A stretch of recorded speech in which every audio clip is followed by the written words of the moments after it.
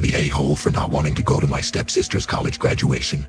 I, 21M, have a stepsister, 21F, who I've had a rocky relationship with over the years.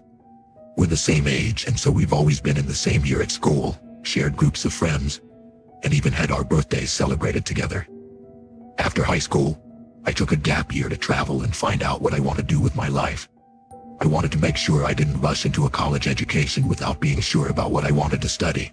In the meantime, my stepsister went straight into college. She moved across the state and was thoroughly enjoying her time there.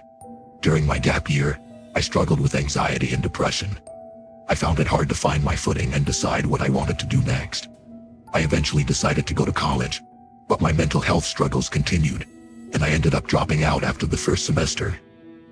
Meanwhile, my stepsister was thriving in her college.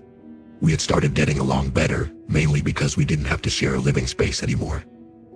She came home for a visit earlier this year, and for the most part, we had a good time catching up. However, things took a turn for the worse when we were packing for her return trip. We ended up talking about my decision to drop out of college, which she brought up out of the blue. She said that it was partly her fault because she had set such a high bar with her success in college. I didn't understand how her success could be a factor in my struggles. She then proceeded to belittle some of our high school friends, who were also struggling with their lives. One of them, who had recently overcome an alcohol addiction, was a particular target of her. This struck a chord with me as I was also dealing with my own mental health issues. She continued boasting about her college achievements, which started to feel more like gloating than sharing. Eventually, she revealed that she didn't really care about anyone else but herself.